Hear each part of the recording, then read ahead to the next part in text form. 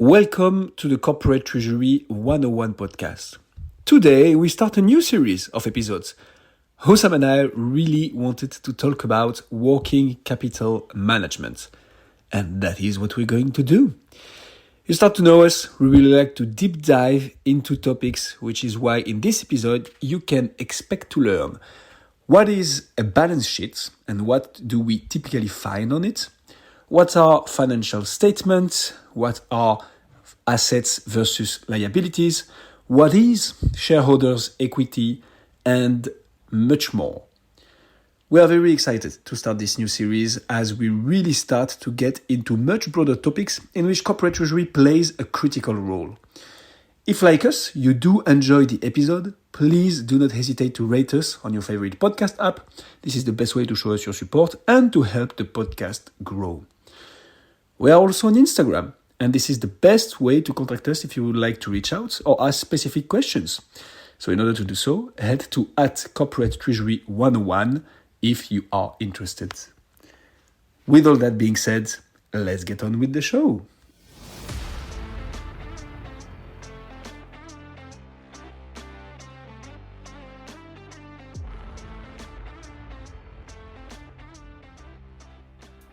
So Guillaume, how are you doing, man? I'm very good. Yourself, Hussam? All good in this Christmassy period? It's very festive. Absolutely. All that we love. We don't do video on this podcast, but Guillaume's wearing a very festive Christmas jumper as well. Important to incarnate. Which he also wears in the middle of June sometimes. So. No, but no. That's not true. Okay, might be.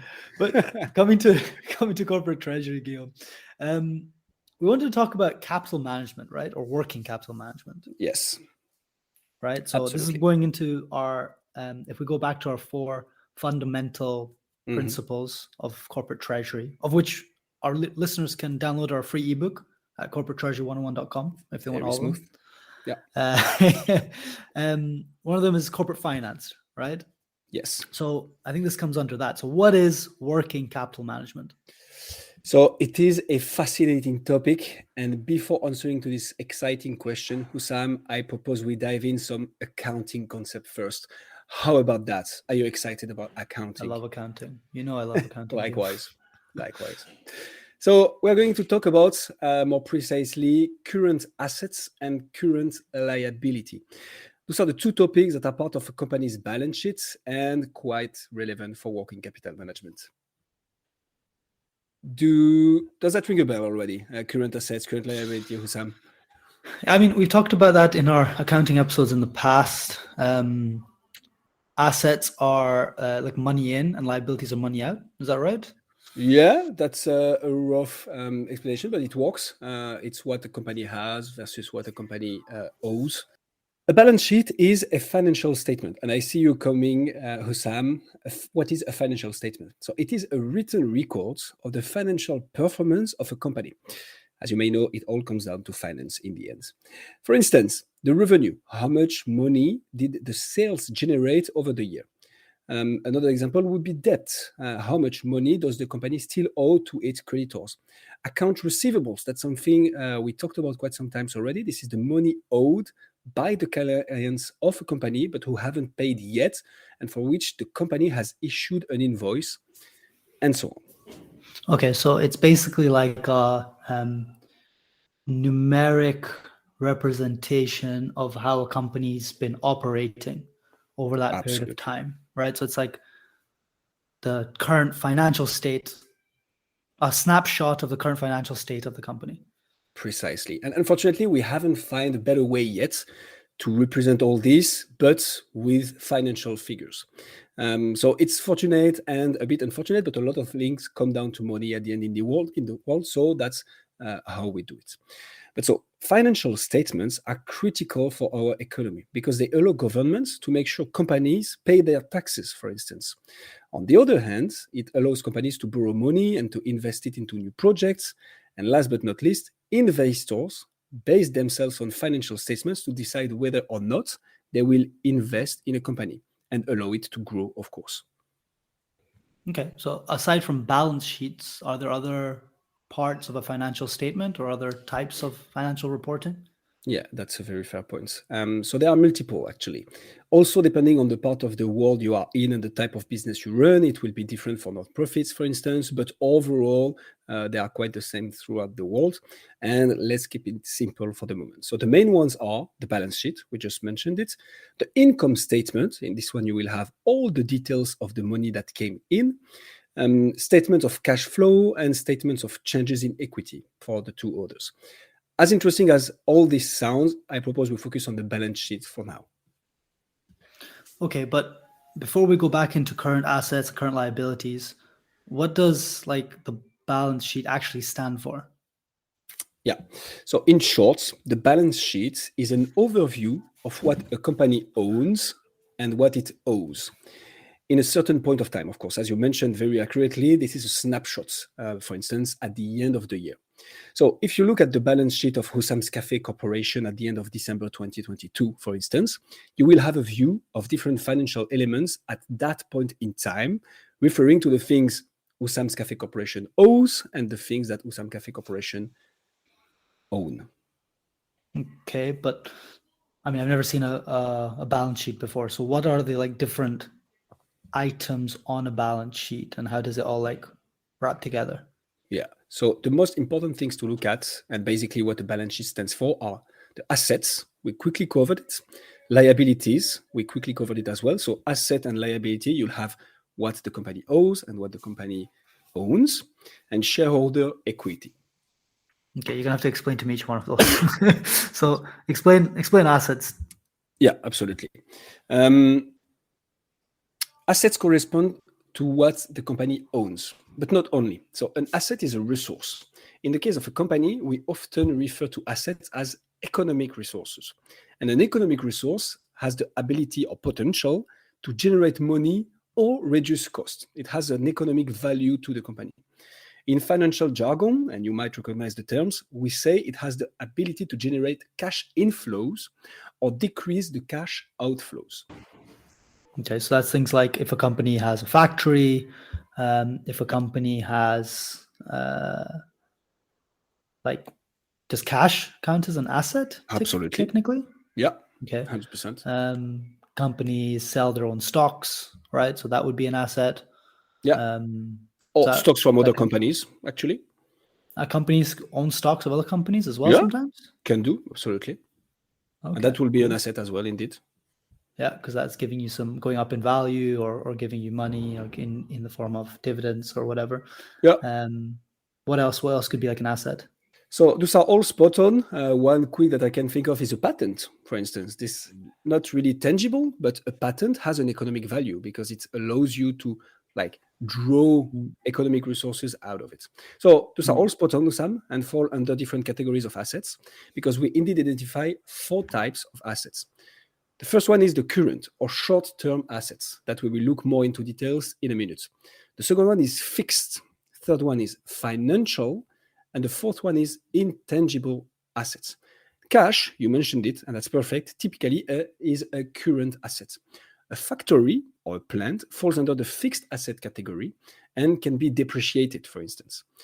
A stock from a company or from the same company is a financial asset, and a patent is an intangible one. Not that it is critical for this episode, but for future references, I would like to mention that assets are recorded on the left side of the balance sheet. So an asset is like all the positive, let's say, everything that your company owns, which is like of value. Yes.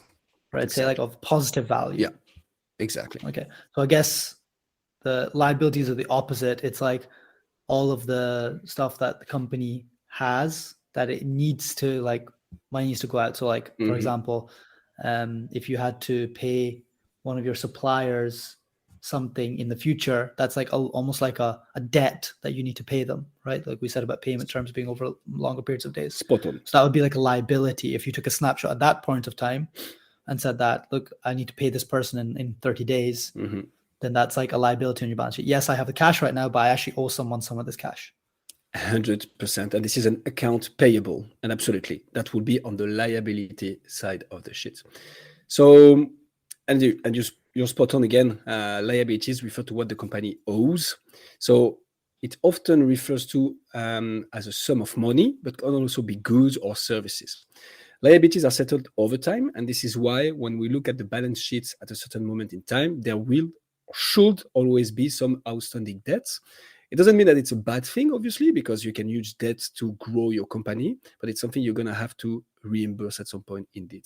And it also means that the company is developing via investments and use debts or other instruments to finance that growth. Okay, so like those accounts payables, that's loans that they have, wages you need to pay because the work's being done, interest rates, perhaps. 100%, again, all spot on. And unlike assets, liabilities only fall into two different categories, so it's a little bit less complex. We have the current ones, or near-term liabilities, so very short-term minded, and non-current liability, which could be referred to as long-term as well.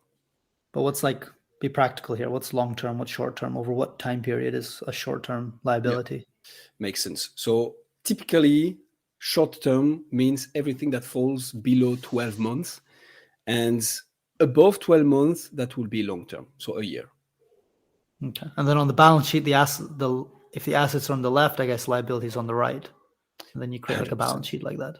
Yeah, exactly. Okay. And then you mentioned three things. So you said assets, liabilities, and you said shareholder equity, I think.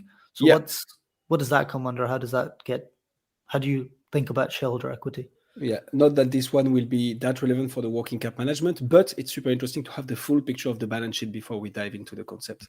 So to describe shareholder equity, I suggest we twist the explanation a bit. Let's say that you are the only shareholder of Hussam's Cafe, which will make sense given the name, right? And after years and years of development and success, of course, you don't have the best pain au chocolat in the world for nothing, you decide to stop your business and retire. But you're not really into selling it. The name is Hussam's Cafe after all. So instead, you're going to sell every part of it, or the assets, separately, and repay all your debts, of course, liability, in order to turn them into cash and then leave with what's left. Once you have sold everything and repaid everything, you are left with the shareholder equity. Does it make sense? So it's like the value left at the end if the company sold everything, so sold all their assets and paid all its liabilities, it's like the difference of the two that the person who actually owns the company will be able to take home. Precisely. That's it. And you want that to be positive, I guess, ideally. Yeah, it's better, indeed. I mean, if you're the shareholder, you want that to be positive. And that's, for a healthy company or a healthy that generates profits, it will most likely always be the case, except if you're super in debt, but that's the idea. And people might recognize the terms here. So there is a little nuance with the physical assets value when we talk about liquidation, though. Let's not get into the detail of it, but when we say sell everything to repay your debt, we can think of liquidation. This is not what shareholder equity is, sorry. So in very simple terms, the shareholder equity equals to all the assets minus all the liabilities. Okay. So the balance sheet has your assets, your liabilities, and then so your assets are everything that add value, something that is of value that your company owns, like stocks, like physical goods that actually have a value that if you sold them, anything that if you sold you can make money from, that's an asset to the company. And then anything that's a liability is like money that perhaps you owe someone or is yet to be paid but needs to be paid, so that at the end of the balance sheet you have your shareholder equity. It's like everything that you have a value minus everything that you actually owe to someone, and that's the actual shareholder equity and the conclusion of the balance sheet, I guess. Spot on, Hussam. That's a perfect summary, indeed.